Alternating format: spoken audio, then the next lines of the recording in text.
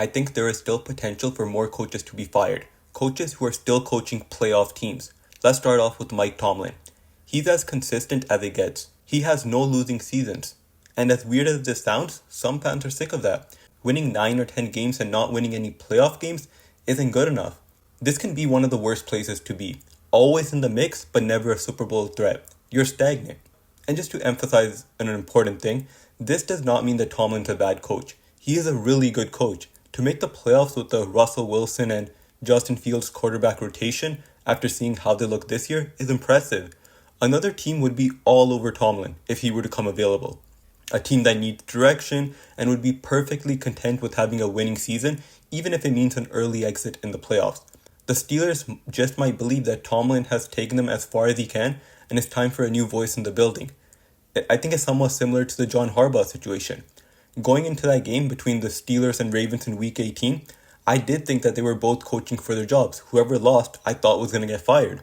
But looking back at it now, the result of that game may not have even mattered, and both teams may move on from their longtime head coach in the same year. Tomlin doesn't need to finally have a losing season for them to get rid of him. Another year of the same old Steelers could be enough for them to hit the reset button and move on. One of the most interesting coaches in the league, I think, and for this discussion is Nick Sirianni. I know, he's the defending Super Bowl champion.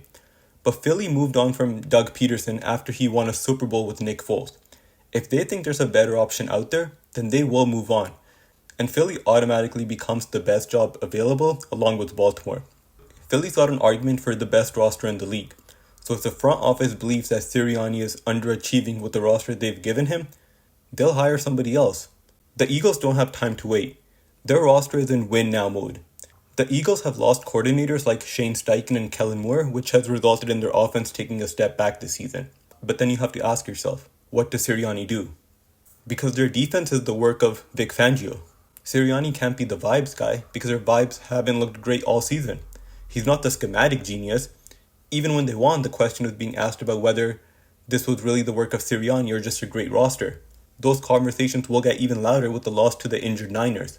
And let's not forget, he coaches in Philly. They're not exactly going to be patient.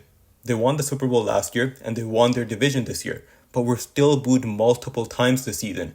There's no patience. And with that roster, it's understandable. They have felt unwatchable. Even their own fans don't have fun watching their team. However, all of that can go out the window if you go on another run. You'll become a guy who just finds a way to win no matter what. Moving on to the Buffalo Bills and Sean McDermott. McDermott might be under the most pressure. Josh Allen's their guy and that's not going to change. Whether he had an amazing performance against the Jags or if he had a 3-pick game, it's set in stone. He's their guy. But having a quarterback of Allen's caliber changes expectations. The goal is championships now. And I know people have been saying this all week long about how Mahomes, Lamar, and Burrow aren't in the playoffs, so Allen has to get it done. Now, it's really only Mahomes and the Chiefs that have given them trouble, but I understand the sentiment.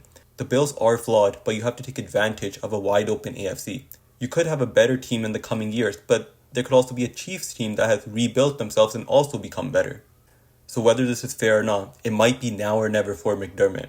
Allen will get the blame come Monday morning if they lose, and I think there's nothing wrong with that. When teams win, we give the quarterback all the credit, so it's fair that we give them a majority of the blame when they lose. But it doesn't matter who the media or fans blame. McDermott will be viewed as replaceable, where Allen will not. Losing another close playoff game, late game defensive breakdowns might be enough for Buffalo to move on. Once again, these coaches won't be fired for being bad coaches, just like Harbaugh. They will be fired because it's time for a new voice.